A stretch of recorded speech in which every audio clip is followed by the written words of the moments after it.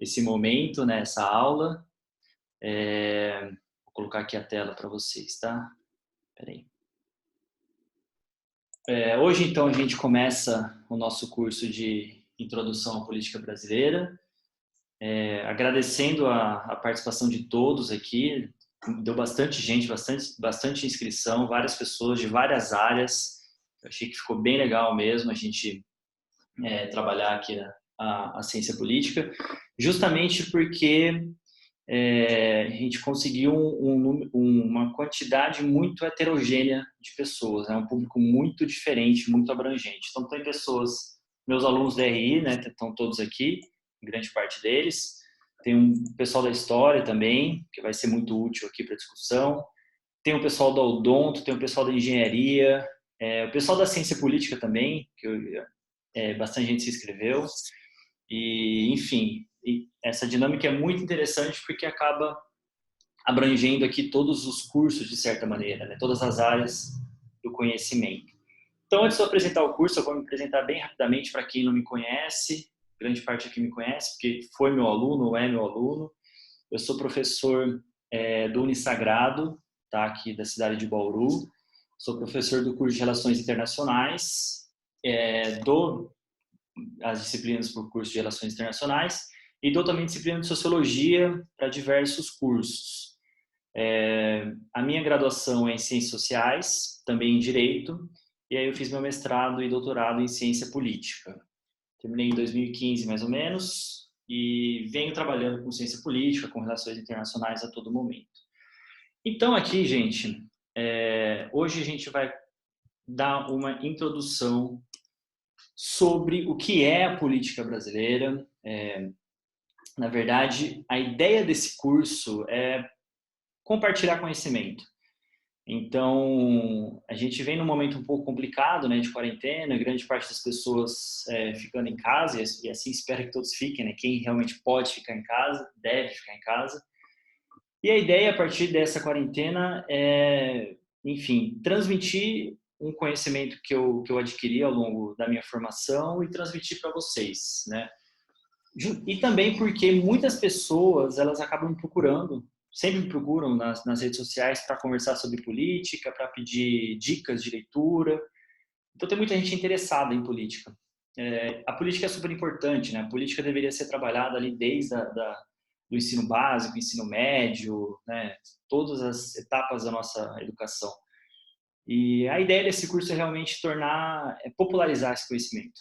Então, tirar um pouco desse conhecimento ali do cientificismo, né, ali só da área acadêmica, e fazer uma discussão realmente introdutória sobre o tema, e uma discussão que todas as pessoas deem conta dela, todas as pessoas entendam ela.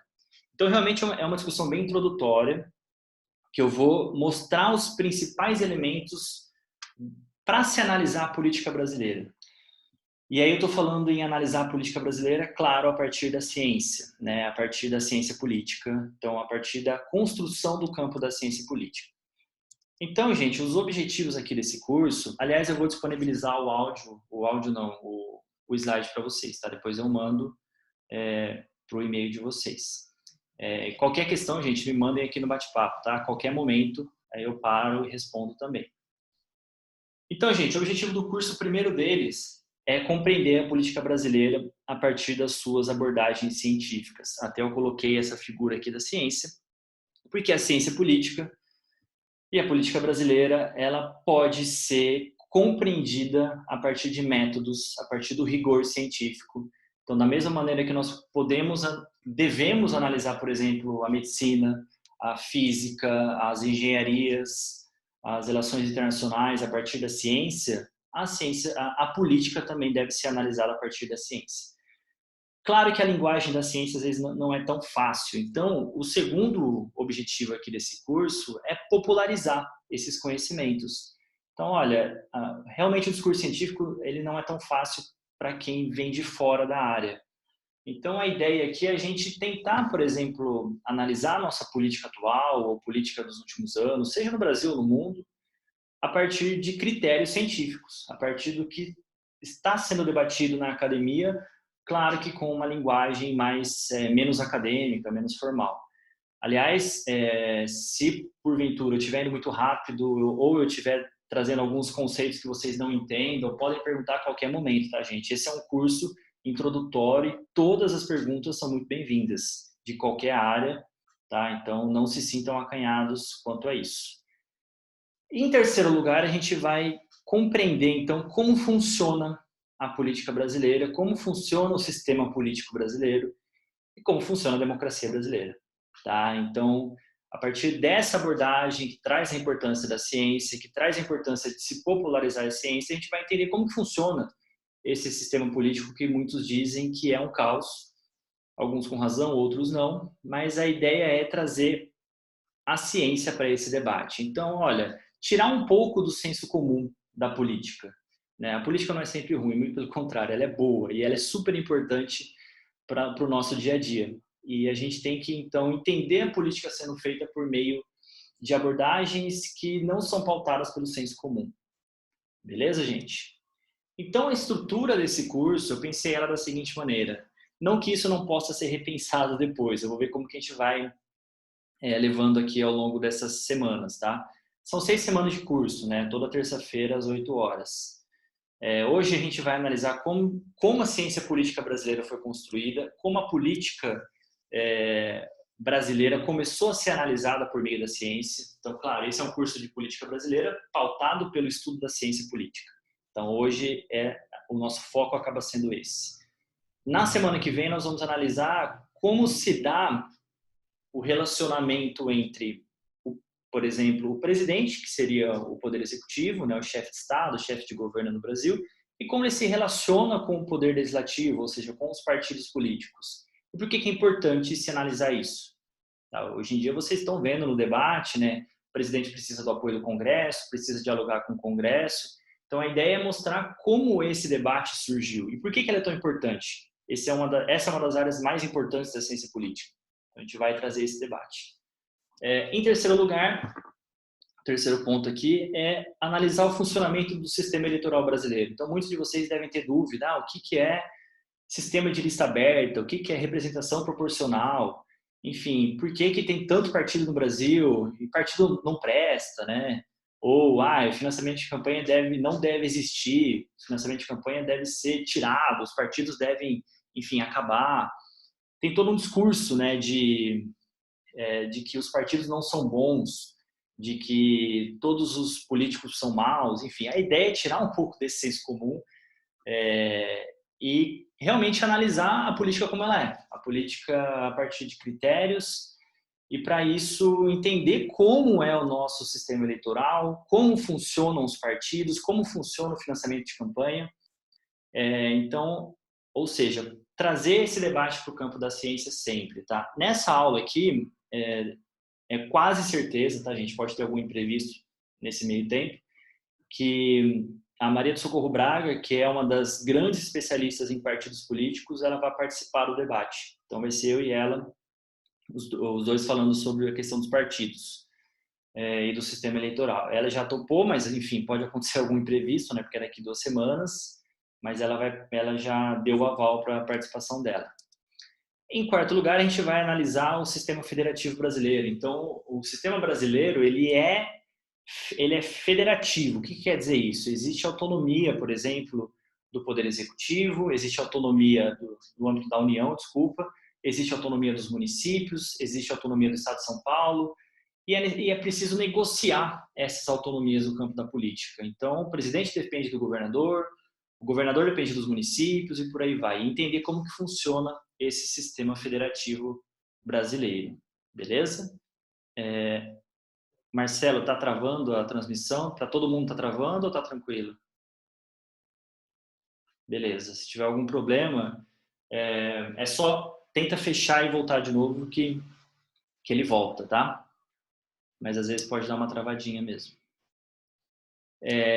Em quinto lugar, a gente parte para a análise das políticas públicas. Então, se a gente for pensar até o quarto item, o nosso foco acaba sendo principalmente as instituições brasileiras, né? Então, a política lá, por exemplo, no Congresso, a política lá em Brasília, ou mesmo, né, nas prefeituras e por aí vai.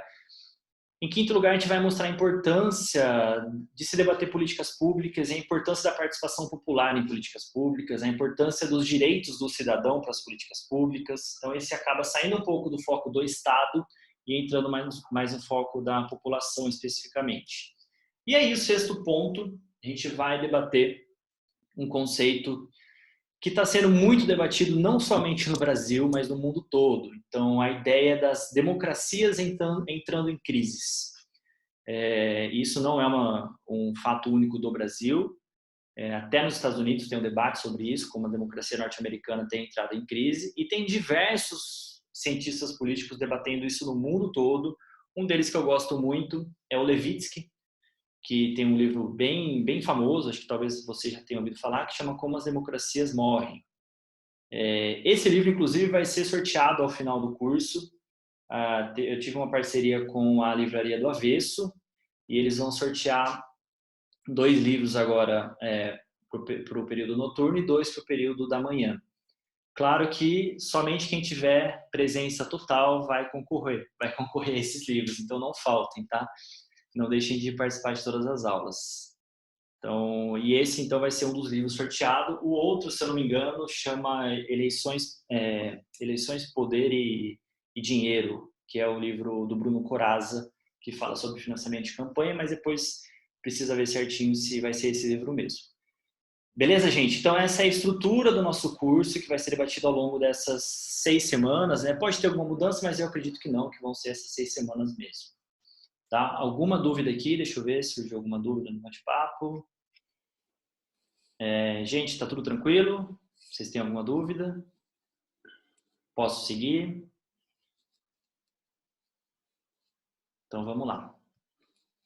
Aliás, essa foto aqui das diretas já não é do nada que surgiu ela. Eu coloquei ela de propósito porque o nosso foco aqui acaba sendo a política brasileira pós-redemocratização, né? O atual período democrático. Claro que a história é super importante para a ciência política. Eu tenho vários historiadores aqui participando das aulas. A história é primordial para se analisar a política brasileira. Não se faz ciência política sem história, muito pelo contrário. Mas eu acabei abordando um período histórico mais atual, né? Aliás, o atual período histórico, para a gente compreender o funcionamento dele, para a gente entender a importância dele a partir de critérios científicos. Mas hoje a gente vai fazer uma abordagem um pouco histórica, né, do surgimento dessa ciência política. Então, até porque, gente, não se faz ciência política sem história, não se faz ciência política sem sociologia, existe um constante diálogo entre as áreas que a gente não pode de maneira nenhuma desprezar, menosprezar. Até o direito também é muito importante para a ciência política, enfim. A área da política brasileira, da ciência política brasileira, dialoga com todas as outras no campo das humanas. Beleza? Gente, eu peço desculpas também por eventuais barulhos aqui fora de casa, tá? Porque eu estou falando de casa, obviamente, eu estou trabalhando em casa e então não tem como fugir desse barulho, né? Faz parte. Então sempre tem moto passando, pelo menos as obras pararam aqui na frente. Alguém comentou, né? RI, então, é pura ciência política. Exatamente. A ciência política e as relações internacionais estão em constante diálogo, né? Uma se utiliza do referencial da outra. Eu até brinco com meus alunos que a ciência política que permitiu o surgimento das relações internacionais, porque exatamente, ambas estão em constante diálogo. Não tem como a gente separar mais os campos, né, de análise da política internacional e da política doméstica. Então vamos lá, gente. Objetivos da aula de hoje. Mostrar, em primeiro lugar, como foi construído o campo da ciência política no Brasil. Gente, quando vocês acham que nasceu ciência política no Brasil? É muito recente, tá? É século XX. E tem um porquê. Então, a ciência política acompanha a história. O fato do Brasil se tornar um Estado, né, principalmente ali um Estado não colonial, né, principalmente ali no século XIX, foi o que permitiu que a ciência política realmente se enraizasse, né, criasse a sua cara. Então, a gente vai entender quais foram essas condições que contribuíram para o campo da ciência política no Brasil para que ele fosse constituído. Tá? Esse é o primeiro objetivo da aula de hoje. Em segundo lugar, a gente analisar como evoluiu a ciência política e a análise da política brasileira desde a sua criação, ali mais ou menos em meados da década de 30, beleza? Em terceiro lugar, analisar os principais autores. Então, hoje eu vou passar para vocês diversos autores que são os principais intérpretes do Brasil, inicialmente, e os autores que foram analisando a ciência política como ciência, realmente, a partir da década de 60, principalmente, tá? Mas se a gente puder delimitar um espaço no tempo, né, um espaço temporal que a gente observa os principais autores tratando da política brasileira, a gente pode colocar ali na Era Vargas, um pouquinho antes da Era Vargas, do surgimento dela, e depois, claro, com o fortalecimento do Estado brasileiro, né, com o Vargas construindo a modernização do Estado brasileiro, é que a partir daí realmente a gente consegue ter uma maior visibilidade da ciência política como campo para analisar essa política brasileira. Por isso até coloquei aqui uma fotinho de alguns comícios da Era Vargas. Beleza, gente? Alguma dúvida até aqui? Deixa eu ver. Não, né? Então vamos lá. Então, gente, formação da política brasileira aqui ao longo da história. Deixa eu fechar o bate-papo, porque eu me atrapalhei um pouquinho. Aliás, gente, eu sempre me atrapalho um pouco, tá? Isso é normal para quem está aprendendo essas novas tecnologias aqui, para quem é professor e que está aprendendo tudo isso, né? Toda essa bagunça que virou o mundo. Então, aqui também é uma novidade para mim. Se por um acaso desaparecer o slide, não se preocupem, eu volto, ok? Então, gente, como se formou esse campo da análise da política brasileira? Eu até coloquei aqui uma fotinho, né, uma charge de um coronel segurando a pessoa ali no voto, né? A ideia do voto de cabresto, né? Isso que eu acho que vocês já tiveram, muitos de vocês tiveram na escola, na universidade. Então, o coronel querendo que a pessoa vote em determinado candidato, quando na verdade essa pessoa quer votar em outro, mas ela está sendo forçada, né? E queira ou não, essa foi uma das primeiras preocupações dos analistas da política brasileira, a ideia do mandonismo, da corrupção, do clientelismo, tá? Então, de que maneira isso ocorria ali, né? Vai na República Velha e durante também o período Vargas.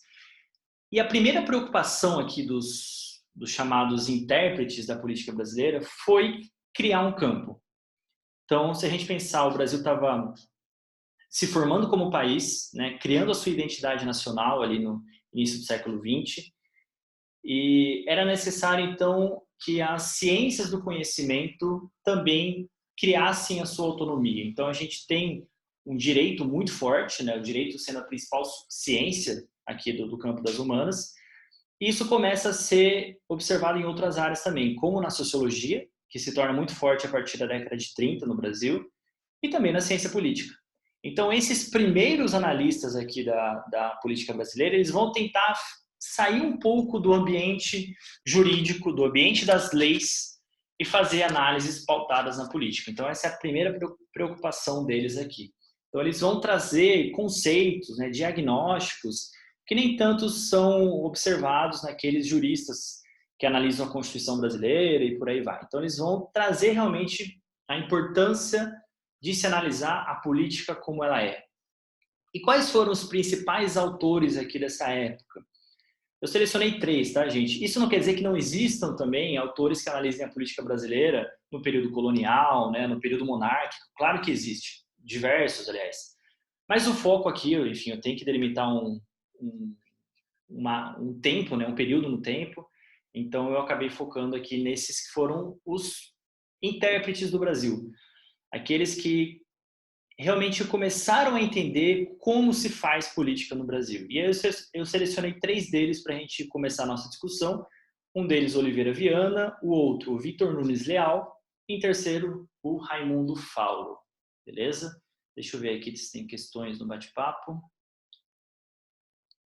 Depois, se sobrar tempo, poderia explicar por que a política café com leite não entra nisso, não entra aqui na análise das políticas. Ela entra sim, tá?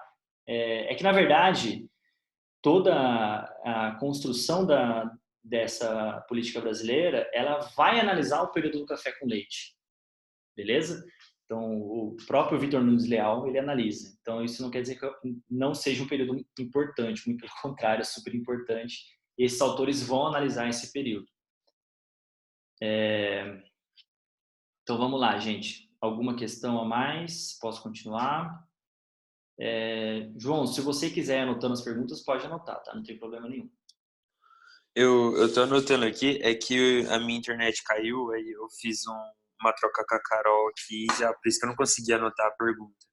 Ah, não, tudo bem, não tem problema. Mas até agora tá tranquilo aqui para ver tudo. Fechou, eu vou anotando aqui. Beleza. Gente, primeiro deles aqui, então, que eu trago para vocês é o Oliveira Viana. O Oliveira Viana escreve 2 livros sobre a política brasileira. Um deles, o Populações Meridionais do Brasil, e o segundo dele, As Instituições Políticas Brasileiras. Esses 2 livros, eles estão de graça lá na Biblioteca do Senado Federal para baixar. Vocês podem baixar eles lá. O Oliveira Viana, ele é um defensor do pensamento autoritário. Tá? O que Oliveira Viana vai falar? Olha, brasileiro não sabe votar. Brasileiro é um povo perdido. Então a gente precisa de um Estado soberano, um Estado autoritário, um Estado centralizador, um Estado unitário que controle as massas. Um Estado que dê todos os tipos de direitos e que controle quando necessário, um Estado que seja extremamente autoritário quando necessário. Ele vai falar que a população brasileira não presta. Essa é a ideia básica dele aqui. É um argumento extremamente autoritário, ele escreve ali final da década de 20, e que vai pautar o quê? A nossa ditadura varguista que começa a partir de 37, né, com a promulgação do Estado Novo. Toda a construção da Constituição varguista da época ela é baseada no pensamento do Oliveira Viana e do Francisco Campos, que é um economista da época também. Então, esse discurso autoritário, ele ganha muita força no Brasil na década de 20, 30 e 40, e a gente observa esse discurso autoritário sendo aplicado na prática com o governo de Getúlio Vargas.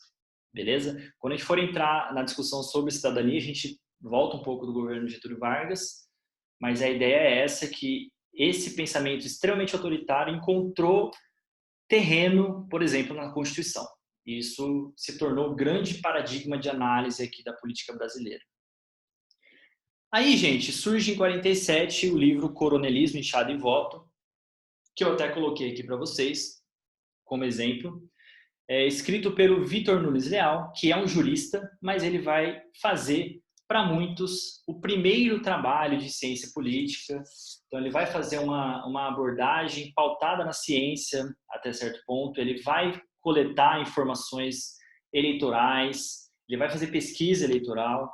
Então, acaba sendo realmente o primeiro grande trabalho aqui de ciência política da época. Ele escreve em 47, analisando principalmente ali o período da República do Café com Leite. Gente, qual é a ideia aqui do coronelismo, inchada e voto?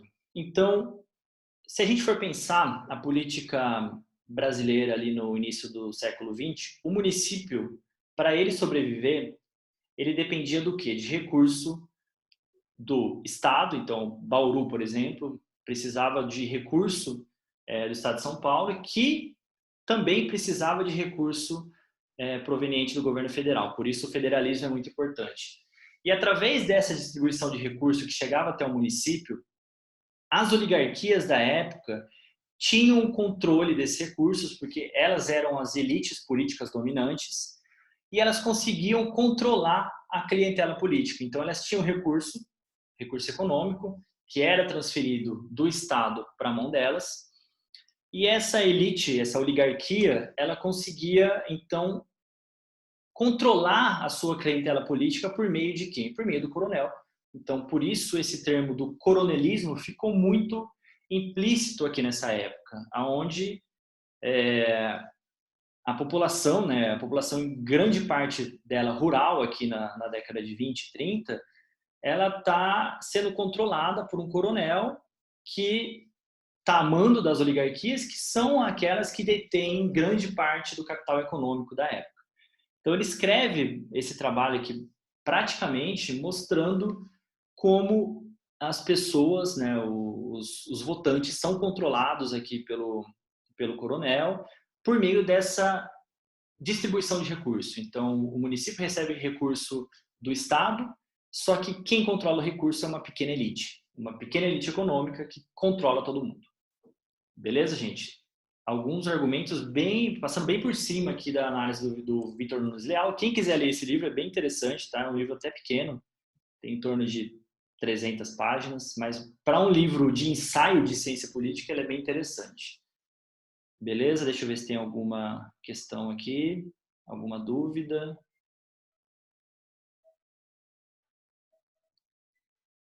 O coronelismo, se eu poderia exemplificar esse coronelismo.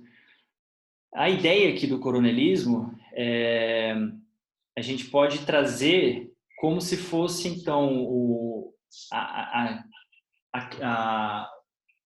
como eu posso dizer, aquela pessoa que domina, né, todo o processo político-econômico do município, ela recebe recursos do Estado. Então, ao invés do Estado, do recurso entrar diretamente para o município, ele vai para aquela pessoa detém a posse econômica. Então, o prefeito ou os grupos políticos e econômicos, as elites, possuem o controle desse recurso econômico. E com isso, elas contratam pessoas, os chamados coronéis, e esses coronéis, eles vão ditar, né, em quem a pessoa deve votar. E se você não vota naquela pessoa, você pode sofrer algum tipo de consequência. Então, basicamente, passando bem por cima, é essa ideia do coronelismo.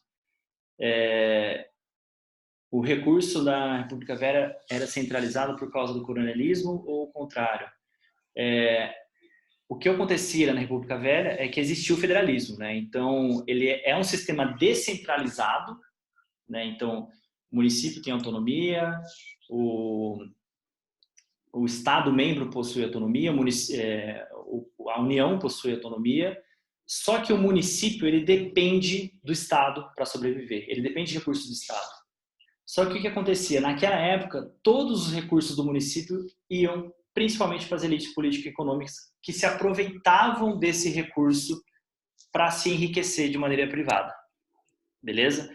Então, por isso que há uma descentralização, né? Várias entidades regionais participando do jogo, porém os recursos são centralizados em algumas pessoas. Não sei se eu fui claro, espero que sim, Flávia. Bruno, Oi. a Helena antes perguntou se o processo de lei de terras também entra nesse cenário. Processo de lei de terras, vou dar uma pesquisada nisso, mas eu acredito que entra sim, tá? Tem mais uma pergunta aqui, só para passar para a próxima. De certa forma, se isso ainda ocorre, a gente vai ver na aula de federalismo que, claro, existem diferenças, tá? Existem diferenças até porque a gente não vive mais um cenário de população em sua maioria rural. A população é urbana. Então, apesar do federalismo existir ainda, né? E apesar de a gente talvez enxergar o coronelismo em alguns lugares ocorrendo, ele diminuiu, de certa forma, porque o sistema partidário brasileiro evoluiu também, porque, enfim, as relações federais também evoluíram. A gente vai ver isso daqui 3 semanas, mais ou menos, beleza? Então, vamos passar aqui para o próximo, porque a gente entra no Raimundo Fauro, que vai dar continuidade a todo esse processo aqui do Victor Nunes Leal. Qual é a questão central do Raimundo Fauro?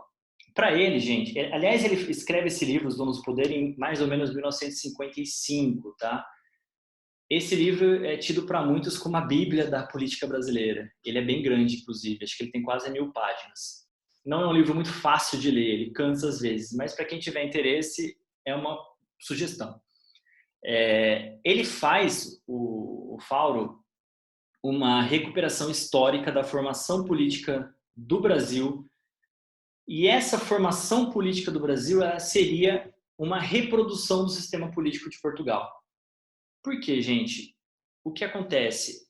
Havia em Portugal uma elite, na verdade uma nobreza decadente, né? que estava perdendo muito poder econômico. Eles vieram para o Brasil e essa elite estatal, o que ela faz quando ela chega no Brasil? Ela acaba exercendo o seu poder político em causa própria. É uma elite política econômica que domina a máquina pública, domina a máquina administrativa do país, se beneficia do poder e, acima de tudo, aqui o último item, ela consegue se beneficiar de bens públicos para enriquecer de maneira privada.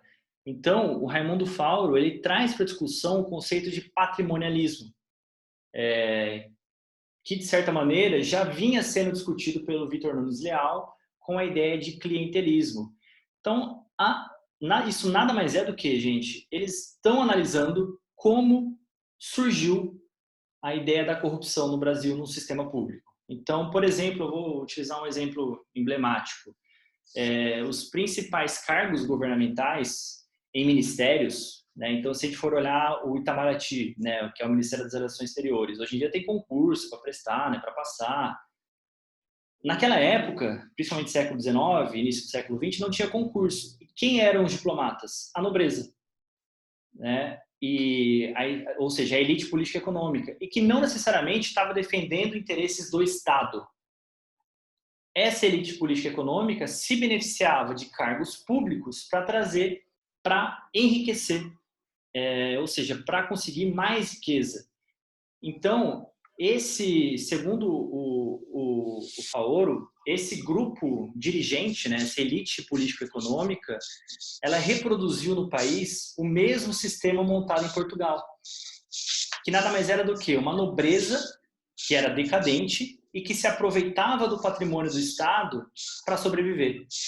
Então, os bens públicos eles acabam sempre sendo confundidos com interesses privados. Então, essas pessoas ocupam os principais cargos públicos para se enriquecer. Essa era a ideia aqui da análise do Raimundo Fauro, que escreve na década de 50. Tá?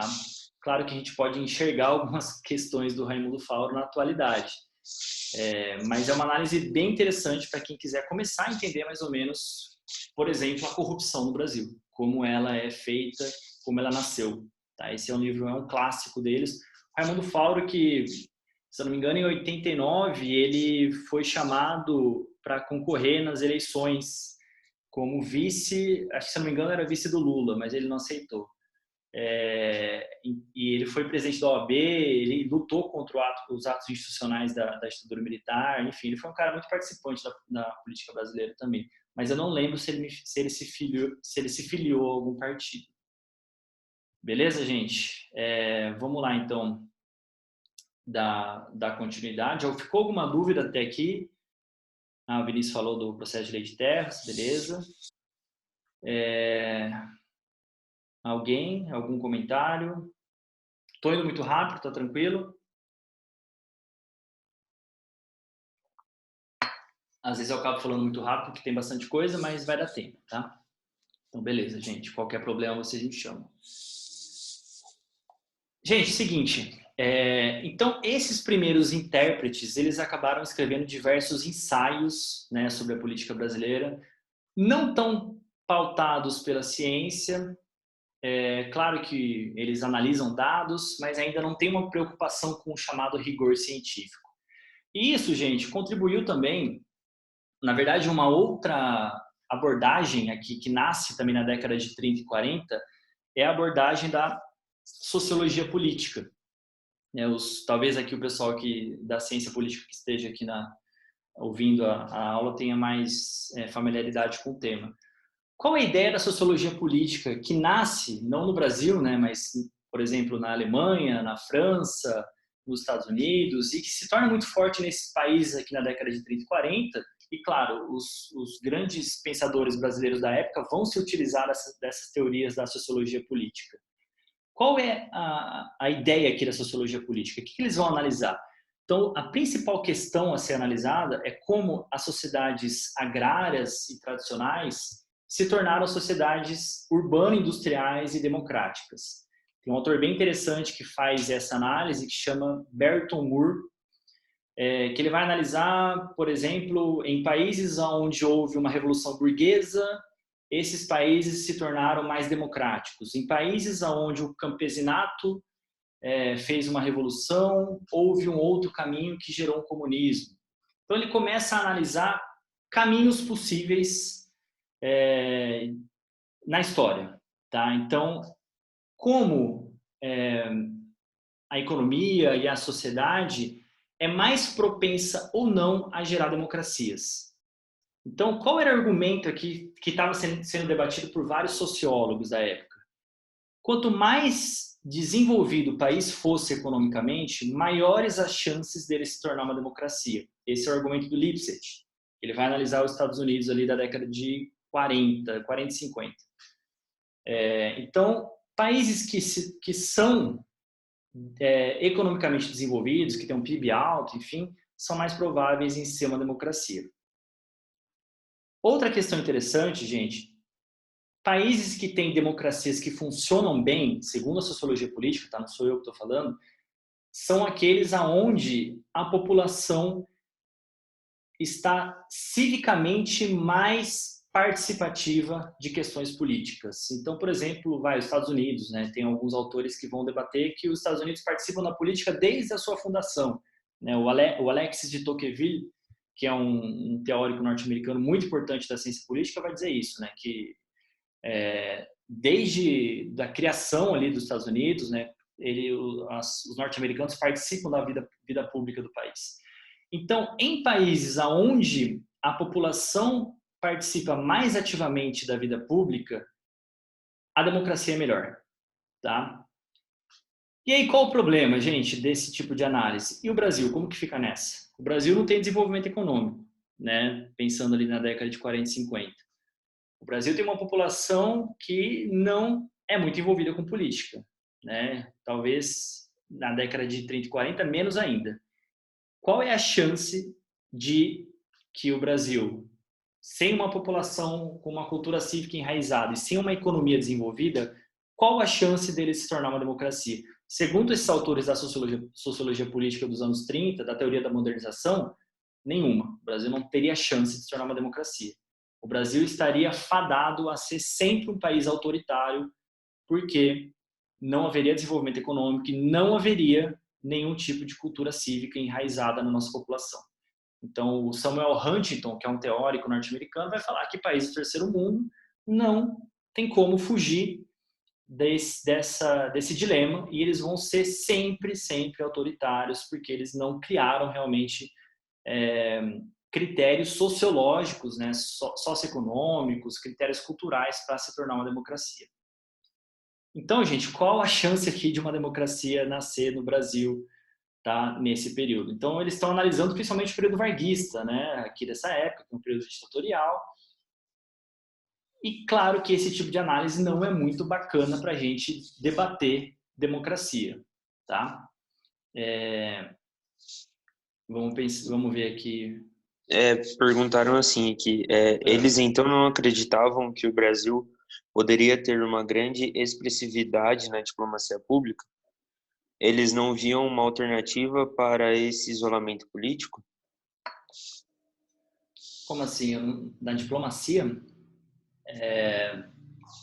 A ideia aqui é que eu não estou vendo quem é que perguntou, tá escrito só usuário.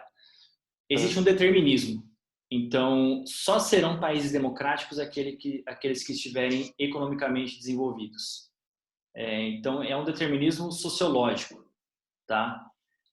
Qual aí a mudança que começa a ser realizada pela ciência política brasileira, pelas análises dos cientistas políticos? Olha, se a gente for depender só da sociologia política, que é muito importante, o Brasil vai acabar, a gente não vai trazer nenhum tipo de abordagem que considere a democracia no Brasil. E aí, gente, vão surgindo novas abordagens que vão entender, olha, fatores socioeconômicos são importantes? São. Mas eles não são condições únicas para se ter democracia. Quais são as condições que vão garantir que uma democracia exista? As instituições. O que são instituições, gente? Então, por exemplo, a escola é uma instituição? Sim. A família é uma instituição? Também é. órgãos religiosos são instituições? São. Qual é a lógica da instituição? As instituições dominam o comportamento individual. Então, as pessoas são moldadas por instituições. E aqui, gente, na política, as instituições são muito importantes. Que tipo de instituição, por exemplo? O sistema eleitoral, os partidos, o presidencialismo, o parlamentarismo, a forma de governo, enfim, são todas instituições que moldam a maneira como aquela nação vai se desenvolver. Então, esses cientistas políticos que vão surgir aqui na década de 50, 60 e 70 também, eles vão falar, olha, se a gente for esperar para entender o Brasil, a democracia brasileira, a partir de critérios socioeconômicos, a gente nunca vai ter uma democracia no Brasil. É necessário formatar instituições que vão permitir que a democracia se torne forte. Então, aqui, gente, começa a ter uma mudança na análise, começa a ter uma mudança no foco da ciência política brasileira, não mais uma ciência política que analisa somente critérios socioeconômicos, critérios sociológicos, mas uma ciência política que analisa a política brasileira a partir das suas instituições. Então, a partir do Senado, a partir do Poder Executivo, e é somente com a análise dessas instituições que a gente consegue ter uma democracia melhor, beleza? Então, gente, aqui começa a ser formada realmente a ciência política brasileira. Aqui a gente consegue observar a política sendo tratada como ciência. Então, a gente analisa, por exemplo, o relacionamento entre presidente e legislativo por meio do rigor metodológico, por meio de observação das votações que estão ocorrendo no Congresso Nacional, por exemplo, por meio de evidências empíricas. Ou seja, a ciência política, ela é uma ciência assim como todas as outras. E aonde que ela vai se fortalecer de acordo com esses primeiros cientistas políticos? A partir da análise dessas instituições, beleza? Então, aqui em 66 é criado o Departamento de Ciência Política da UFMG, o primeiro departamento. Em 69 é criada a UPERJ, tá? São departamentos de ciência política, isso não quer dizer que já não existisse o curso de ciência política, ele já existia desde 1930, se não me engano. São criadas essas instituições que vão abordar principalmente esses temas aqui. As eleições, o sistema político, em um primeiro momento. Então, em um primeiro momento, esses estudiosos eles vão analisar a democracia brasileira do período 46-64 e observar o que ela deu errado. Tá? Então, eles estão analisando esse momento ali da nossa primeira democracia, digamos assim. Em um segundo momento, eles vão analisar o autoritarismo, né? Ou seja, a ditadura militar está ocorrendo, é necessário pensar em formas da democracia se tornar melhor, porque já havia uma certa abertura, um processo de abertura ali pós-1974. Então, gente, todos esses cientistas políticos aqui que vão surgir na década de 60, eles vão analisar principalmente as eleições, as instituições, o sistema político em si. Esse acaba sendo o foco, esse acaba sendo a grande mudança aqui dessa época. E aqui, então, realmente a gente consegue enxergar a política brasileira sendo tratada a partir de métodos científicos muito evidentes. Beleza, gente? Deixa eu ver se tem algum questionamento. A Mirela Santana pergunta se a ciência política é a única que traz essa abordagem institucionalista ou se é a que começa. Não. Essa é uma boa pergunta. A abordagem institucionalista ela começa com a economia. A ciência política ela se utiliza de vários referenciais e métodos da economia. E essa abordagem institucionalista é muito interessante que ela nasce aonde? Lá nos Estados Unidos. E aonde vão ser formados esses primeiros cientistas políticos brasileiros na década de 60? Nos Estados Unidos. Os Estados Unidos vão financiar a formação deles, vão financiar alguns centros de pesquisa no Brasil que estão surgindo. E toda essa abordagem, que alguns dizem que é neo-institucionalista, né, ela vai ser pautada pelo economicismo. Tá? Então, não é uma abordagem, por exemplo, igual a sociologia brasileira, que nasce a partir da sociologia francesa e alemã, né? A ciência política brasileira ela nasce principalmente a partir dos estudos norte-americanos. que são pautados por uma lógica mais economicista. Tá? Então, a ciência política não é a única que traz essa abordagem institucional. As relações internacionais são muito pautadas também pela abordagem institucional, assim como a economia. Então, são todos campos que acabam trazendo essa abordagem. Beleza? Mais alguma questão, gente? Alguma dúvida até aqui? Não, então vamos lá. Quais foram aqui os principais autores? Eu vou talvez acelerar um pouquinho aqui no fim para dar tempo de eu falar até onde eu quero. Eu selecionei 5 deles, tá, gente? Que vão analisar aqui a política brasileira a partir da ciência. O Vanderlei Guilherme dos Santos, o Glaucio Soares, o Fábio Vanderlei dos Reis, a Maria do Carmo Campelo de Souza e, por fim, o Bolívar Lamounier e o Fernando Henrique Cardoso. Todos esses cientistas políticos, sociólogos, eles vão analisar, então, principalmente o período ali da Era Vargas, o período democrático de 45 a 64. O Vanderlei Guilherme dos Santos escreve em 62 um artigo de 50 páginas, está disponível na internet, analisando quem daria o golpe no Brasil. Ele já estava fazendo uma previsão que o Brasil sofreria com um golpe em 64. Ele não fala a data 64, mas que estaria prestes a sofrer um golpe. Um outro também artigo bem interessante, na verdade um livro muito bacana, que eu vou voltar a trazer para vocês daqui 2 semanas, é esse aqui da Maria do Carmo Campelo de Souza, que vai analisar o surgimento dos partidos políticos no Brasil.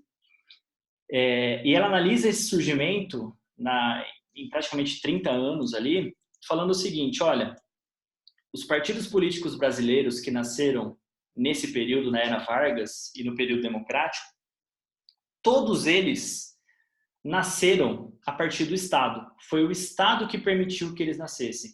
Qual é o grande problema disso? Eles têm pouca representatividade perante a população. Eles não foram criados por órgãos sindicais, por exemplo. Eles não foram criados pela população. Eles foram criados pelo Estado. Esse é o argumento central aqui da Maria do Carmo Campelo. Claro que ela faz uma abordagem desse período aqui, né, de 30 anos. Mas ela é bem interessante mesmo nesse sentido para a gente compreender o surgimento dos partidos políticos brasileiros. Aliás, é bem interessante, gente, que a análise de partidos no Brasil, ela é feita predominantemente pelas mulheres, né? Então, as mulheres têm muita força na política brasileira na análise dos partidos. É uma coisa bem interessante, até vários analistas atuais dos partidos são mulheres. Isso vem sendo construído desde ali da década de 50, 60.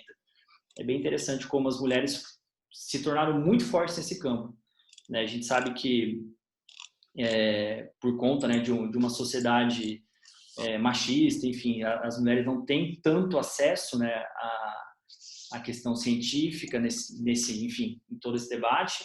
E aqui é muito interessante que elas adquiriram uma força muito grande no Brasil, ao contrário de outros países, né? Então, foi um campo onde as mulheres cresceram muito. Tem várias análises muito importantes aqui sobre partidos políticos. Gente, alguma dúvida? Posso seguir? Tudo de boa. Tá. Ô, João, você tira um pouquinho o seu som, porque tá dando um pouco de eco. Aí a gente já volta. Beleza. Gente, entrando aqui no Vanderlei Guilherme dos Santos, a tese da paralisia decisória. O que é esse nominho estranho, paralisia decisória? Como o próprio nome diz, existe um processo de decisão que está paralisado. O que quer dizer isso? O processo, por exemplo, de votação no Congresso, né, que o presidente precisa do apoio do Legislativo, está paralisado.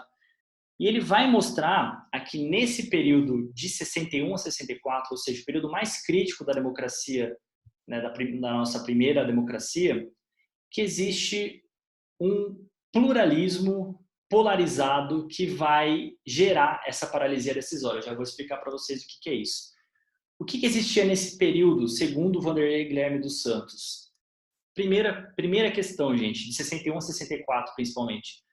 Diversos partidos antissistema, tá? Que eram totalmente contrários ao próprio sistema democrático, que queriam fazer mudanças na Constituição, queriam fazer mudanças, queriam mudar a Constituição na sua totalidade, fazer uma outra Constituição, e não eram muito favoráveis à democracia. Então, nesse período existiam esse tipo de partidos. Também, gente, eram partidos extremamente opostos. Então, a gente consegue enxergar posições muito divergentes, seja na direita, seja na esquerda. Isso, para o Vanderlei Guilherme Santos, não é bom, porque os partidos acabam se repelindo, né? Então, existe um grande conflito onde cada partido se radicaliza. Então, existe um centro, né, um centro multipartidário, chamado Centrão da época, e existe uma direita radical e existe uma esquerda radical. Qual é o principal problema disso? Isso vai gerar oposições irresponsáveis e isso vai gerar paralisia decisória. Por quê? Porque o presidente não consegue negociar com ninguém. O presidente não tem o apoio dos partidos. Os partidos estão nos extremos. Os partidos não negociam. Então, o Vanderlei Guilherme dos Santos vai mostrar que a ditadura militar que surge em 64, ela é decorrente dessa paralisia decisória, ou seja, da falta de diálogo entre executivo e legislativo, entre presidente e partidos políticos, entre partidos que não se dão bem, entre partidos que querem acabar com o outro. E claro que isso também só é possível, né? A ditadura militar só se torna possível também em um contexto de Guerra Fria, né? Então a gente tem um contexto ali onde havia um caldo, né, propício, um caldo de cultura propício para isso.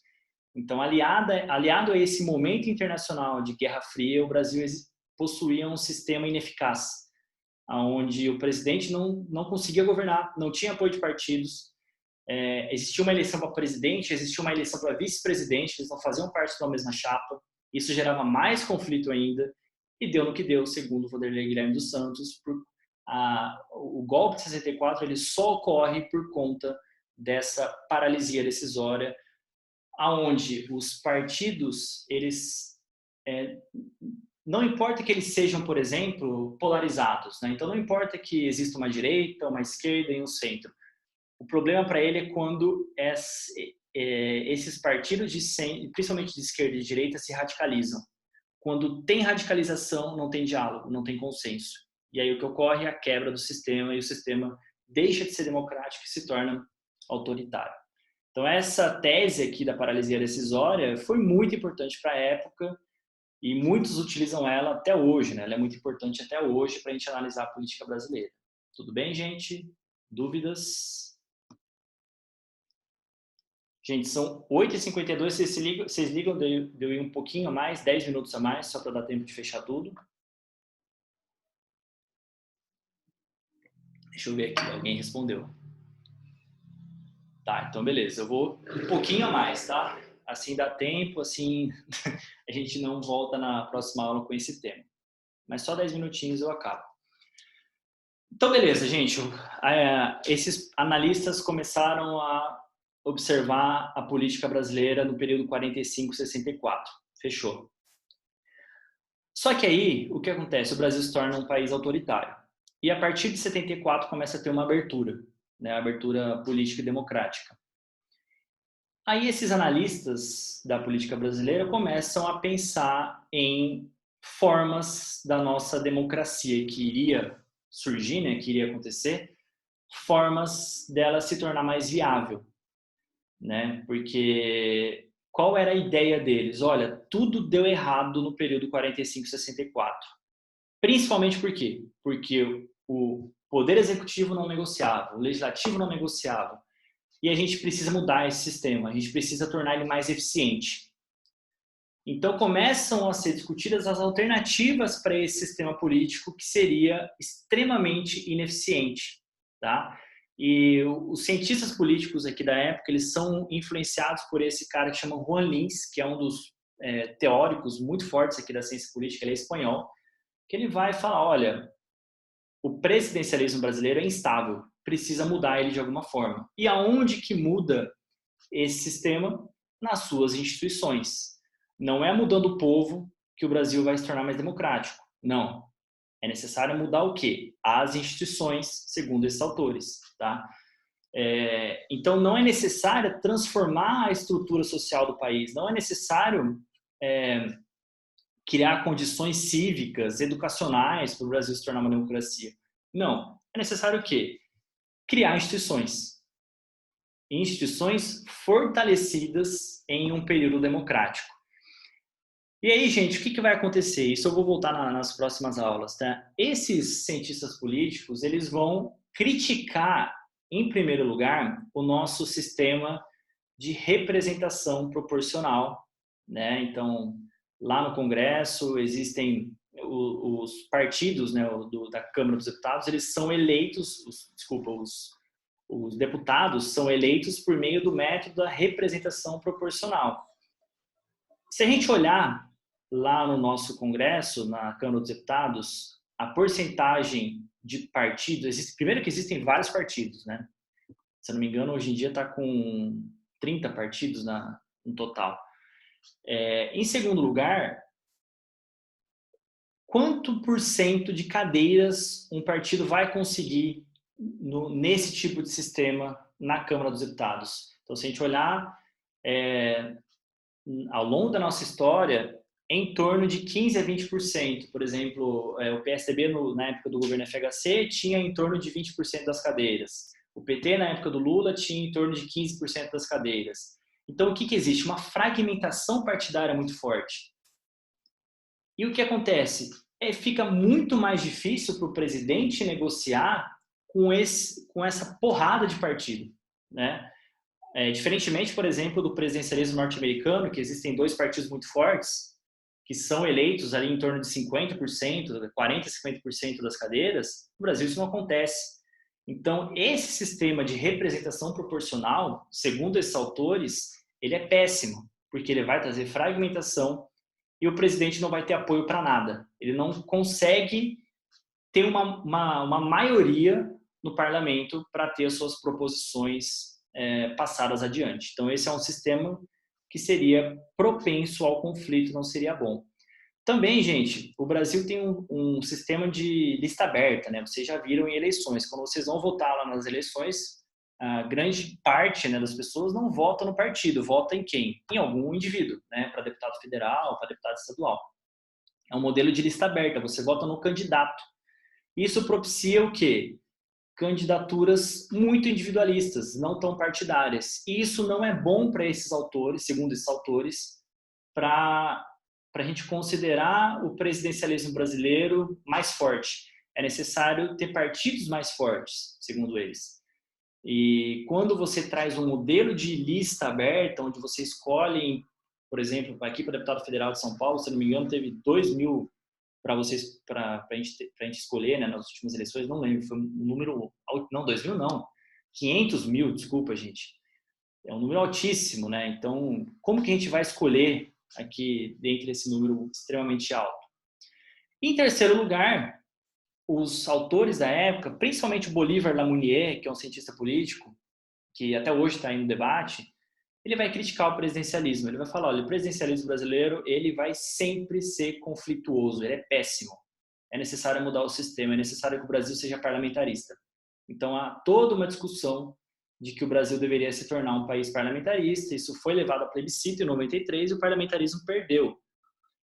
Mas essa foi uma discussão. Olha, é necessário mudar o sistema de representação proporcional, é necessário mudar o sistema de lista aberta, é necessário mudar o presidencialismo, senão a nossa democracia vai ser sempre o quê?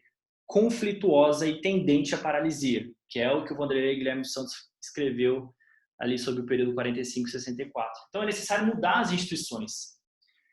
E aí, gente, entrando aqui praticamente na nossa parte final da aula, o Sérgio Abranches, que é um presidente, não, um analista político, um cientista político muito importante, até hoje, né? Ele aparece na TV, enfim, ele é extremamente importante aqui para a área da ciência política.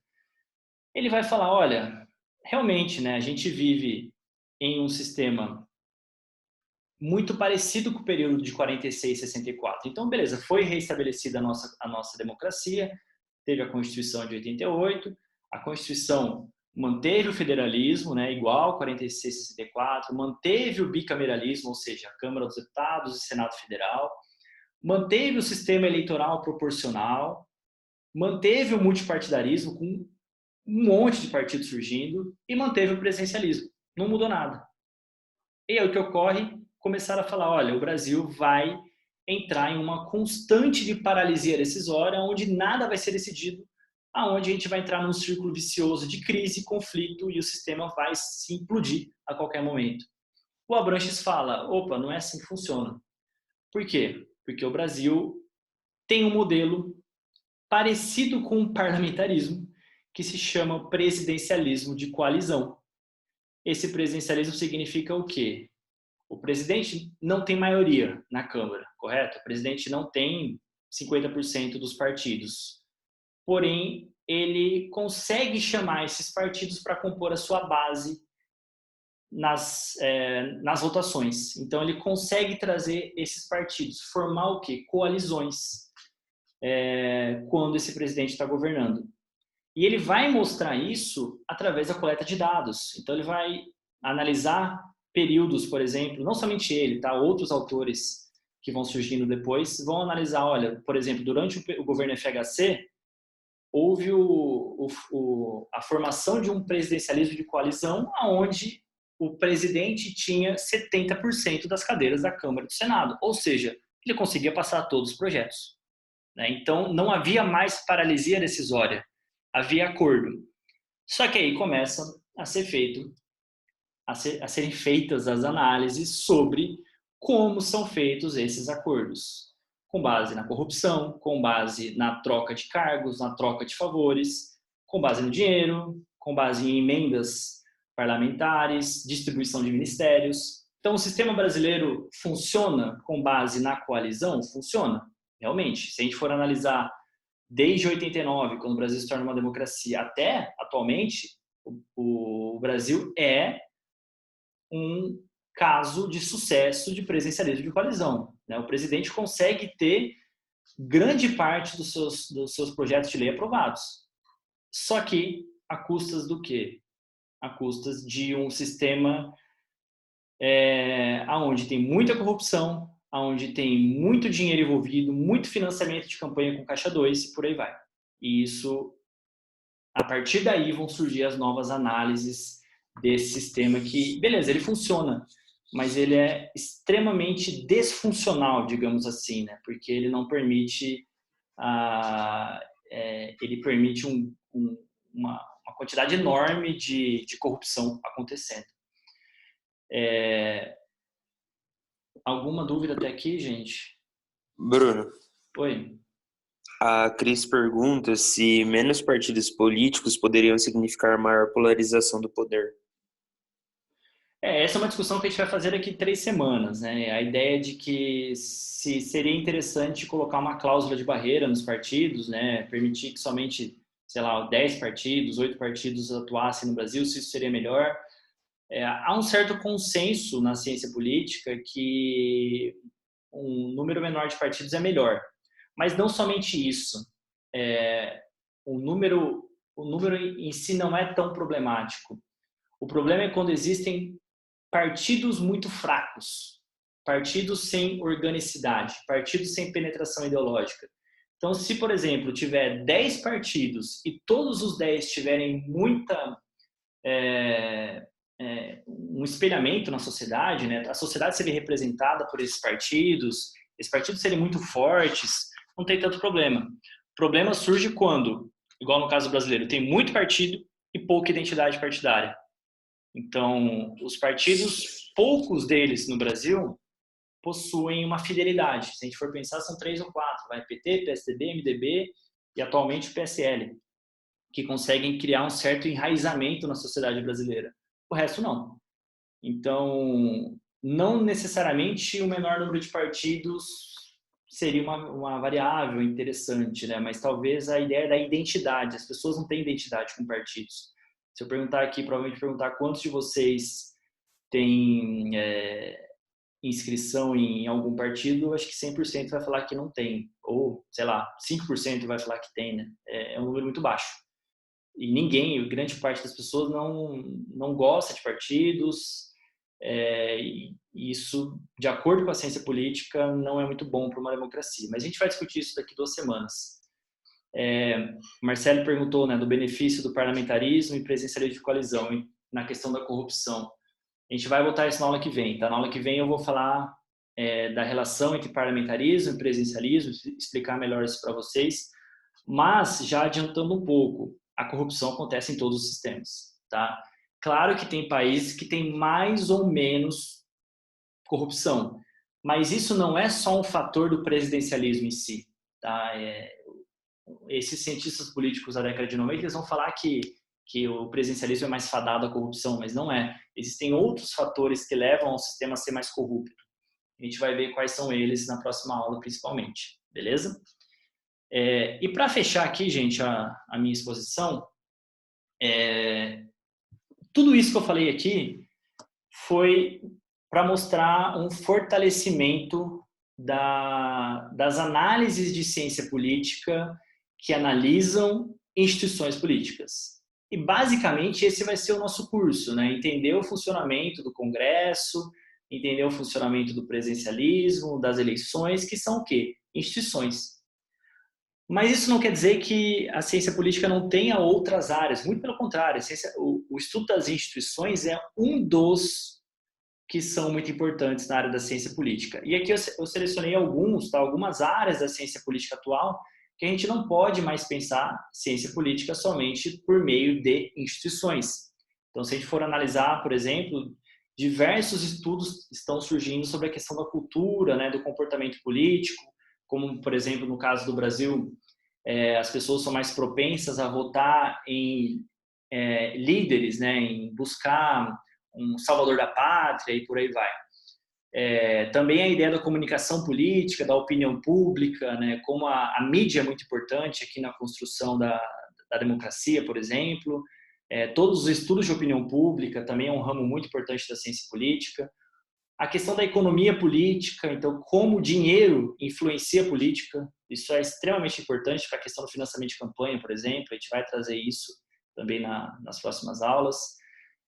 Houve também um fortalecimento enorme dos estudos de gênero e de questões étnico-raciais e a relação dessas duas questões para a democracia brasileira.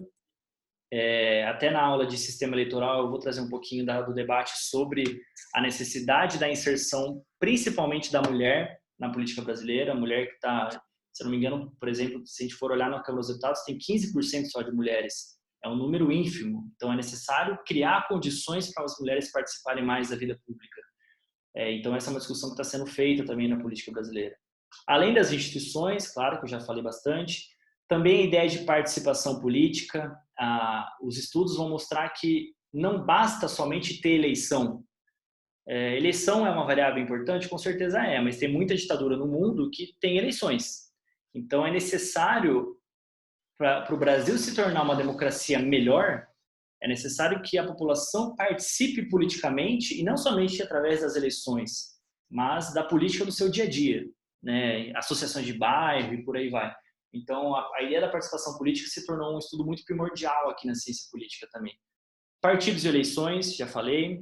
Pensamento político brasileiro, eu trouxe um pouquinho hoje dessa abordagem, né, dos principais pensadores, e essa é uma vertente muito forte de análise também. A relação, aqui o pessoal que gosta, que é do direito, né, a relação entre política e direito, então a ideia da politização da justiça ou da judicialização da política, como a justiça tem se tornado cada vez mais política. Isso é um fato, tá, que ocorre não só no Brasil, mas no mundo todo. Também políticas públicas, né, pensadas aqui no âmbito da ciência política, relações internacionais, enfim, não preciso nem falar que ciência política e relações internacionais estão completamente interrelacionados a todo momento. E também a questão da segurança pública, né? Então, toda a segurança pública sendo realizada no dia a dia nas cidades, isso é pensado também por cientistas políticos e pela área da ciência política. Então, gente, era mais ou menos isso que eu queria falar para vocês. Era fazer uma abordagem, então, introdutória sobre o tema da ciência política e mostrar alguns estudos, principalmente do Raimundo Fauro, do Vitor Nunes Leal, do Vanderlei Guilherme dos Santos e do Sérgio Abranches, que a gente consegue enxergar até hoje na nossa realidade, para entender a nossa realidade. Então, a gente consegue entender a corrupção no Brasil a partir do Vitor Nunes Leal. A gente consegue entender a corrupção também a partir do Fauro. A gente consegue entender a falta de negociação entre executivo e legislativo a partir do Wanderlei Guilherme dos Santos, a ideia da paralisia decisória. E nós conseguimos entender também a maneira, o bom funcionamento do sistema político brasileiro a partir da ideia do presidencialismo de coalizão. Então, são praticamente 4 abordagens que, até hoje, elas são importantes, né? Por mais que uma tenha sido feita lá na década de 40, outra na década de 50, e por mais que as coisas tenham mudado bastante, elas são abordagens que a gente consegue observar até hoje na política sendo feita aqui no Brasil. Então, a ideia dessa minha primeira aula foi mostrar essas abordagens mais importantes aqui e como a ciência política se tornou um campo científico, assim como todos os outros, e como a gente deve analisar política por critérios científicos e não baseados, enfim, no senso comum. Bruno, tem uma última pergunta aqui. Duas, na real. Vai fazendo as perguntas, eu vou falando.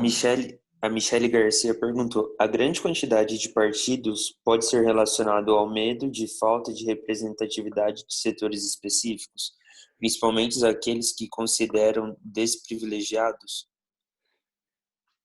A ideia de ter muitos partidos, Michele, é justamente para representar diversos setores da sociedade. Então, o Brasil é uma sociedade muito desigual, né? Que possui uma característica, enfim, tem questão de gênero, tem questão étnico-racial, e isso precisa, de certa forma, ser representado em partidos. Mas isso não vem sendo representado em partidos, né? Os partidos, grande parte dos partidos que estão sendo criados, são criados para quê? Para enriquecer as pessoas que estão dentro daqueles partidos. Então, são os chamados partidos de aluguel, né? Que são criados basicamente para ter acesso ao fundo eleitoral e por aí vai. Então, assim, é importante que os partidos representem os setores? Com certeza, eles devem representar setores, né? Eles devem representar uma parcela da população. Porém, no Brasil isso não tem sido feito. Poucos partidos têm representação setorial. Pouquíssimos deles. Beleza? O Marcelo Mendonça perguntou sobre a época de 61 a 63 do Washington Santos. Os partidos eram extremos por influência comunista russa de um lado e do capitalismo americano do outro? Olha, do Wanderlei Guilherme dos Santos, né, dessa época de 61 a 64. Claro que eles eram influenciados pelo debate da Guerra Fria, né? Então tinha de um lado Brizola, por exemplo, né, que era ligado à esquerda, tinha de outro lado o Carlos Lacerda, né, que era ligado à direita.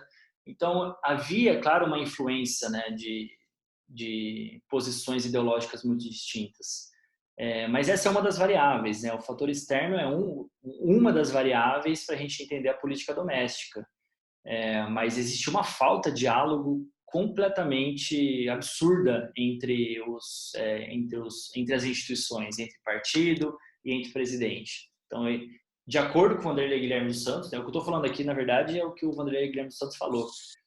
De acordo com ele, a causa principal foi essa paralisia decisória, né? Os partidos não negociavam, não havia como se chegar a um consenso, porque as partes estavam extremamente radicalizadas.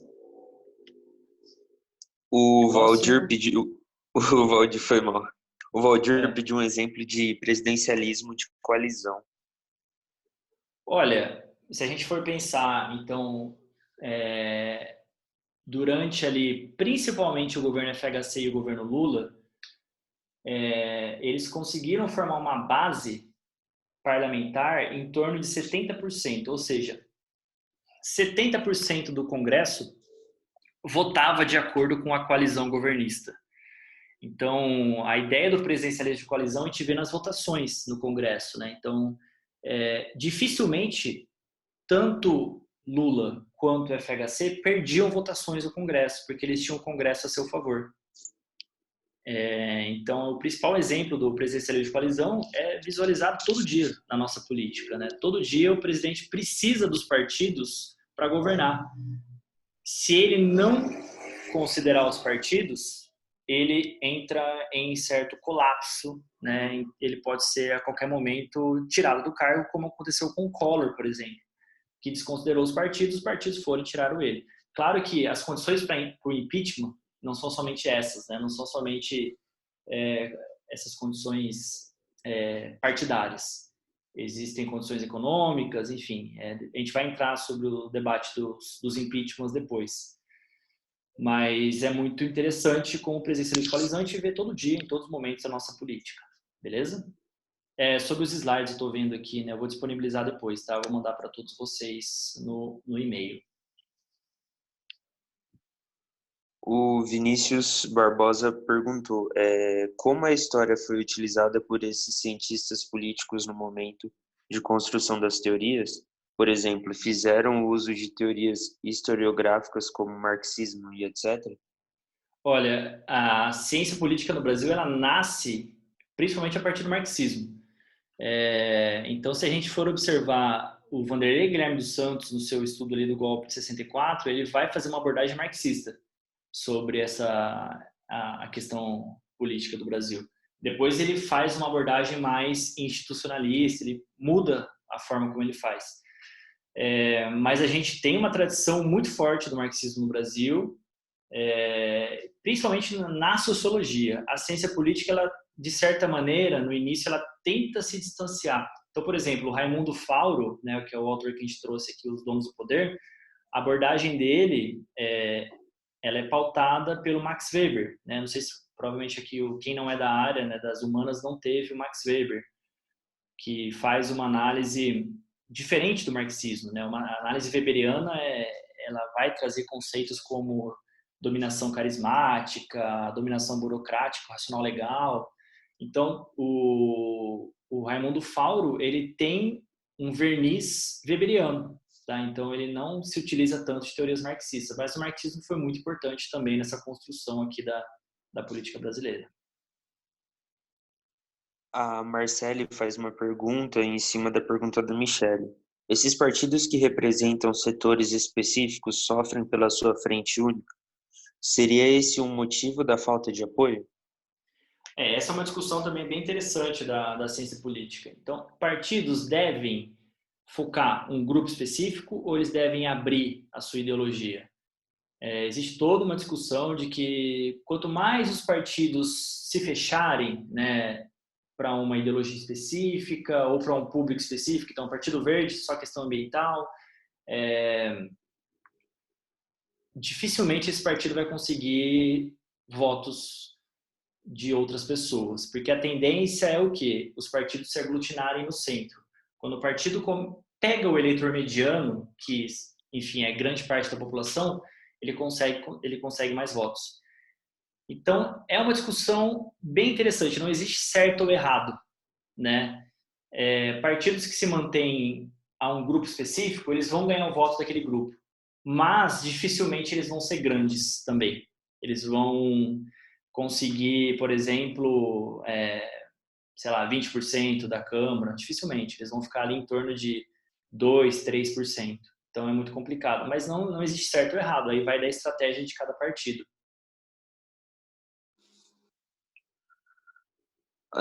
A Júlia pergunta, Bruno, mas como o presidencialismo funcionaria sem ser de coalizão?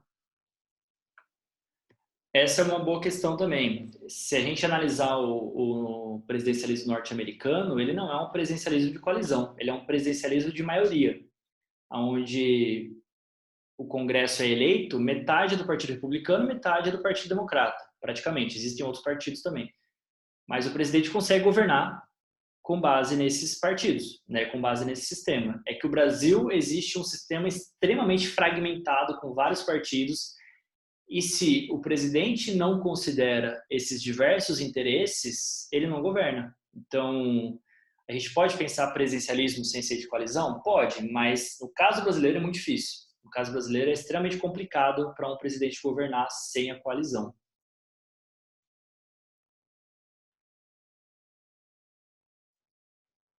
Mais alguma, gente? Tem uma aqui do Fernando. Como Fernando? são montados? Fernando Gelonese. Tá. Como são montados Como são montadas as bancadas que são transpartidárias, mas seguem uma ideologia muito próxima, como bancada da bala, da Bíblia, ruralista e etc. E por que essas bancadas não formam partidos? Aí também, né, essa discussão é muito atual no nossa política. Então, são formadas bancadas, né? O que é uma bancada? A bancada da bala, a bancada da Bíblia, a bancada ruralista. Existem deputados com preferências próximas e esses deputados são de partidos diferentes. Eles não formam um partido, mas eles formam uma ideologia muito próxima, como você mesmo disse, né? Então, eles formam um grupo. Esse grupo, ele é um partido? Não é, né? Porque para você formar um partido requer mais formalidades, é mais difícil. Então, para se formar um partido não é um processo tão simples, apesar de ter muito partido no Brasil. Mas essas bancadas, eu nem sei se é do interesse delas formar realmente um partido com acesso a recursos públicos, enfim.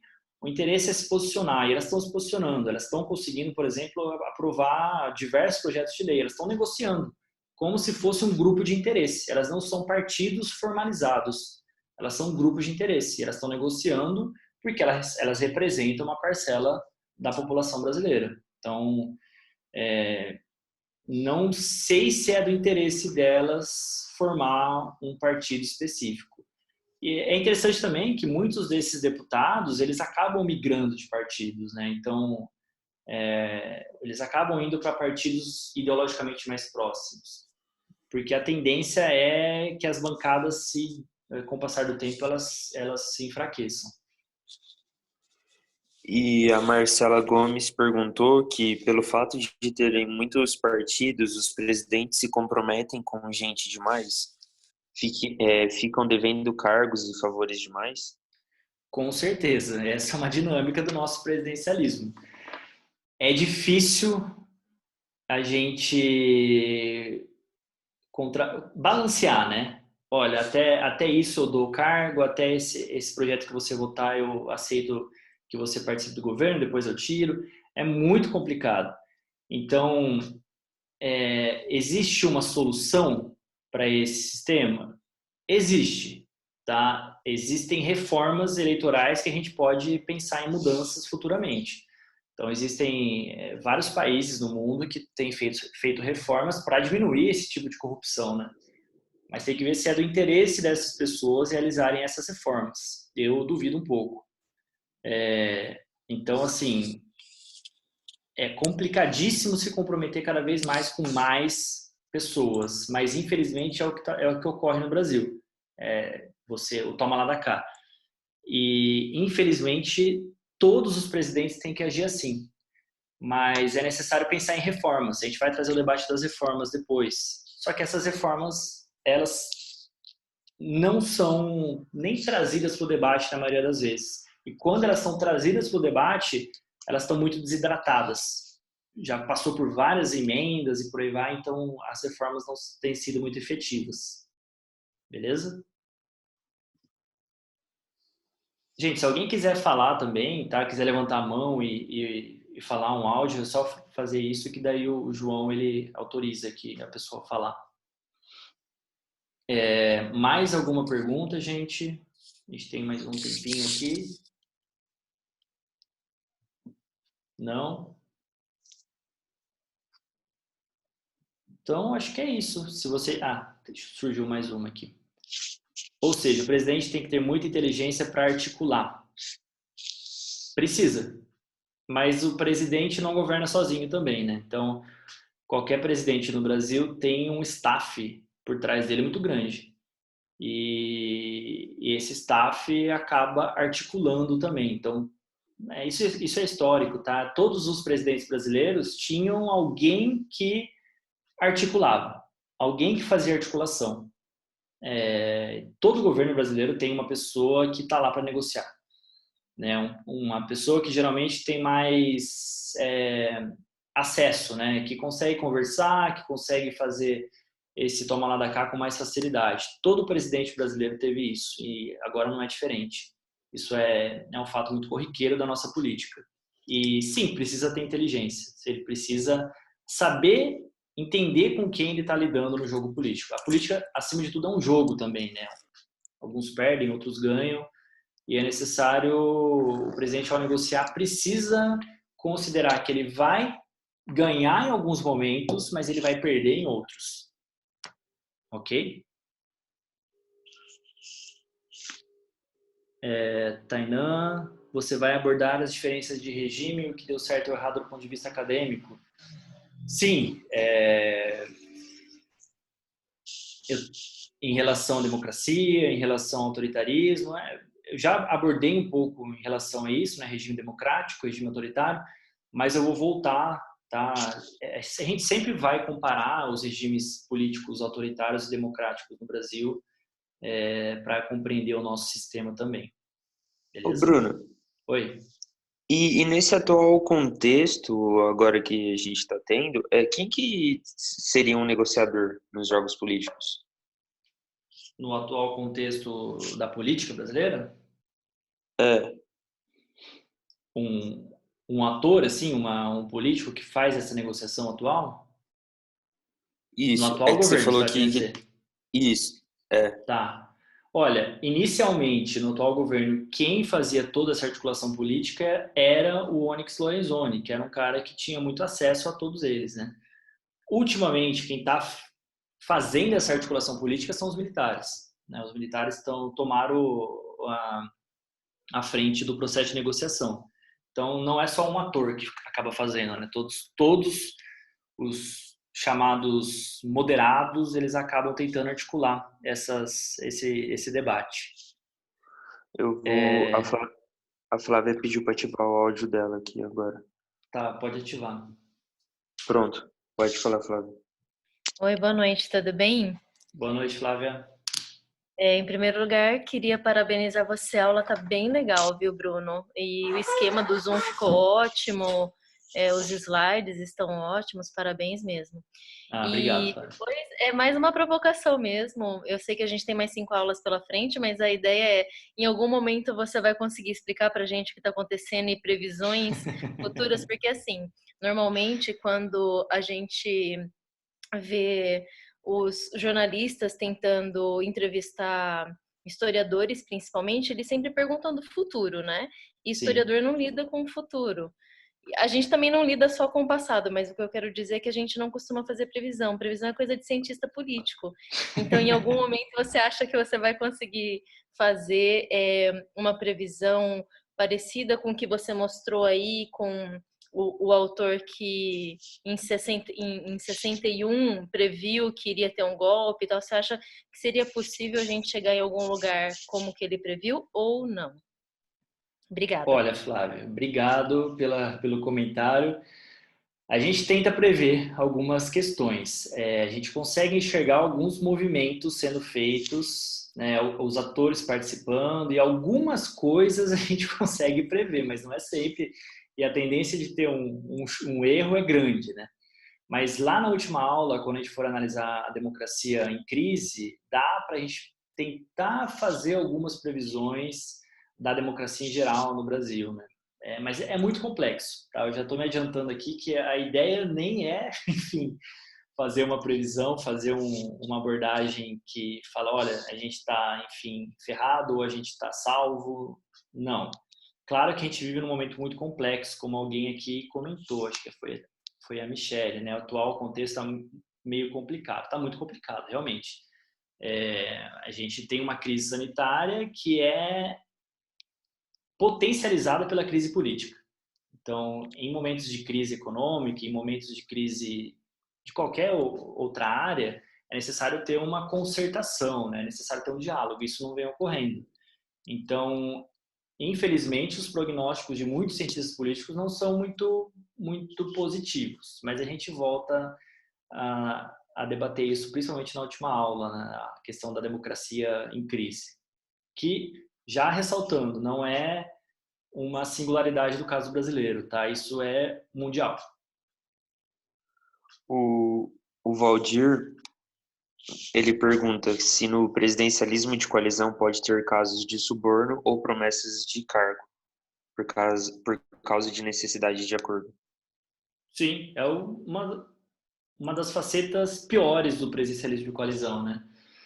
Então a ideia é, eu chamo um partido para fazer parte do governo, então o presidente chama o partido A, né, para fazer parte do governo, o partido A aceita fazer parte do governo, ou seja, aceita votar de acordo com o que o presidente quer, porém, o que o presidente vai ter que fazer? Dar algum cargo para o partido A.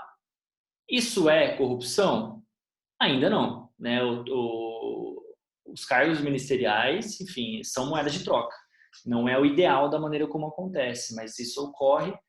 O problema é todo o processo, né, de suborno por trás da própria corrupção acontecendo e acontecendo também por meio de empresas, né, por meio de financiamento eleitoral.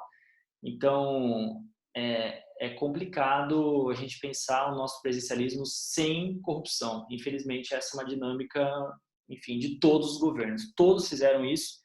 Claro que a corrupção, isso vem, tá? Vários analistas políticos mostraram isso por meio de dados, que a corrupção no Brasil é muito menor nesse período democrático do que foi, por exemplo, no período da ditadura militar. Isso nem se compara. A ditadura militar, até porque eles esconderam vários dados. E existia muito mais corrupção no período da ditadura militar. Então, o Brasil vem melhorando, por incrível que pareça, no combate à corrupção, vem diminuindo.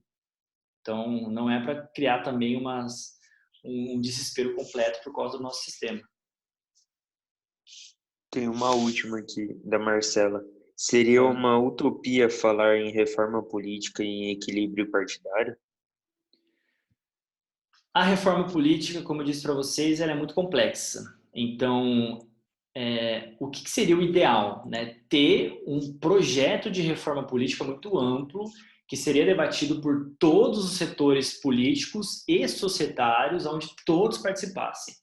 Isso já foi objeto de discussão em alguma época. O que tem acontecido? Vários projetinhos de reforma política. E vai surgindo um projeto e ele é desidratado. Ele é aprovado pela metade, não é aprovado. Aí, para sistema eleitoral, por exemplo, surgem 10 projetos diferentes. Então, assim, o ideal seria que existisse um projeto de reforma política geral. Assim como houve uma mudança em alguns códigos do direito, né? Enfim, é necessário ter um projeto geral, e isso não tem. Tá? Então, isso, infelizmente, no Brasil, eu não vejo ainda uma luz do fim do túnel, não, né? Porque às vezes você entra no túnel e o trem dá de cara com você. Então, não existe uma luz no horizonte, melhor dizendo. Não gosto do termo luz do fim do túnel. Eu acho meio difícil.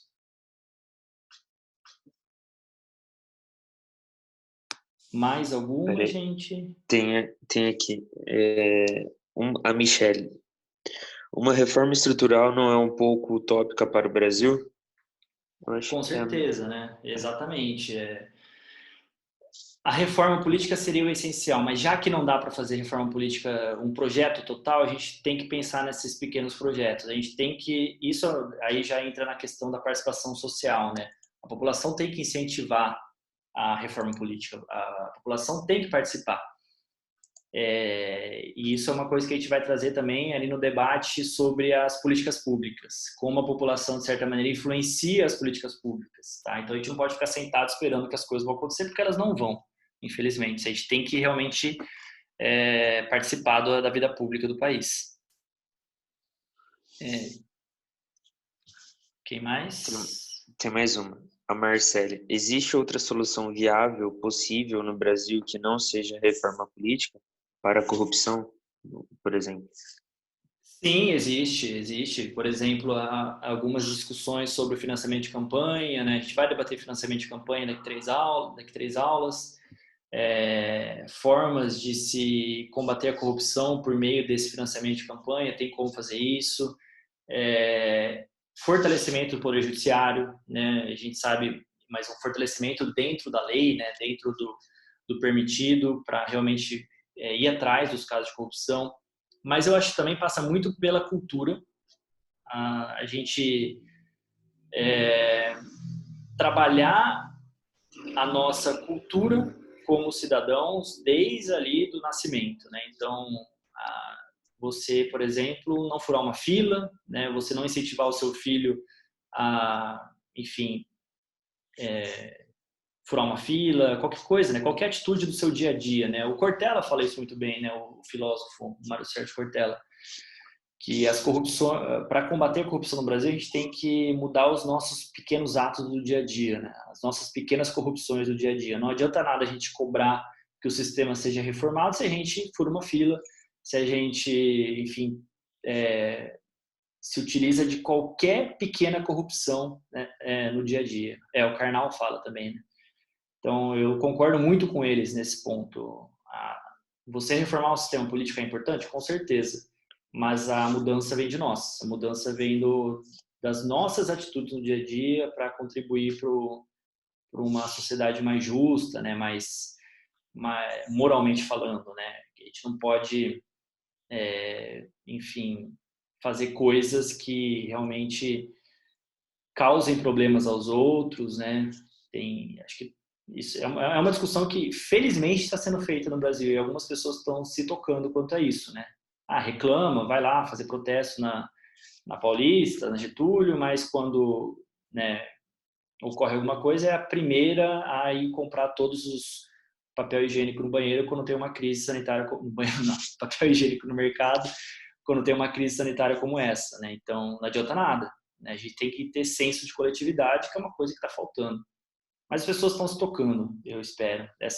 Aliás, essa é uma discussão também a ser feita sobre as consequências dessa crise, né, para o nosso futuro como humanidade. Então, a gente pensar mais no coletivo é uma delas, né? A gente tem que realmente começar a parar de pensar de maneira totalmente individualista. Porque se a gente pensa dessa maneira, a corrupção ela é uma consequência disso, né? Mais alguém, gente? Última pergunta. Isso. Todos os caminhos levam ao amor 2022 ou uma luzinha no fim do túnel? Essa é uma boa pergunta, tá? Gente, assim, os políticos, eles possuem, digamos, preferências, eles possuem objetivos, eles são seres humanos, né? E eles possuem estratégias. Se o Moro tem uma propensão, eu acredito que sim, né, de se tornar um presidente. O Moro tem um projeto político de poder. Vamos ver como que vai acontecer agora nas próximas semanas, né? O inquérito sendo aberto, com a participação dele ali, provavelmente ele vai ser chamado para depor. A nossa política está muito complicada na sua, digamos, na sua caminhada no dia a dia, né? Todo dia está acontecendo alguma coisa nova. Então, por isso que é até difícil de prever alguma coisa. Mas eu acredito que ele tem um caminho meio que pavimentado para 2022, só que a gente tem que ver como ele vai pavimentar esse caminho, até porque existem outros atores na jogada, né? A gente tem o próprio Dória, a gente tem o Luciano Huck, enfim, isso assim, falando do campo da direita e da centro-direita, né? Então, eles vão precisar negociar de alguma maneira para ver como que vai sair essa chapa. Mas eu não daria nenhum prognóstico agora, né? 2022 parece que é daqui 100 anos, né? Porque tem muita coisa que vai acontecer. Tem eleição agora em 2020, que eu espero que aconteça na sua normalidade, mas vamos ver como que isso vai se delinear. Beleza, gente? Mais perguntas? Em relação ao Moro, Bolsonaro, as coisas vão ainda acontecer. Vamos ver as próximas etapas. Beleza, gente? Bom, eu queria agradecer a presença aqui de todos, tá? E todas vocês. Foi um prazer estar aqui com vocês. Gostei muito de discutir. Gostei muito da participação de vocês. Espero que eu tenha sido claro, porque a ideia aqui é justamente popularizar o conhecimento, tá? Eu não quero de maneira nenhuma trazer um discurso acadêmico, né, que ninguém entenda, muito pelo contrário. A ideia é realmente que todos entendam mais ou menos como a política brasileira é feita. Às vezes nem o cientista político entende, mas a ideia é que todos entendam como é construído esse campo, como funciona, tá? Então, assim, eu espero que vocês tenham gostado. As próximas aulas vão seguir nessa dinâmica, mais ou menos. Se vocês tiverem alguma sugestão, alguma dica, alguma dúvida, podem me mandar por e-mail e a gente vai conversando então para as próximas aulas, tá? Desculpa se em algum momento eu corri, enfim, ou se eu acabei passando meio por cima de alguns termos, né? Que eu tento passar uma abordagem mais ampla mesmo. Beleza, gente? Obrigado aí pela participação, gostei muito e espero vocês semana que vem, então, na próxima terça-feira, às 8 horas. Até segunda-feira eu envio o link para vocês. E um abraço a todos e a todas, boa semana, boa noite e fiquem em casa acima de tudo. Beleza? Obrigado, gente.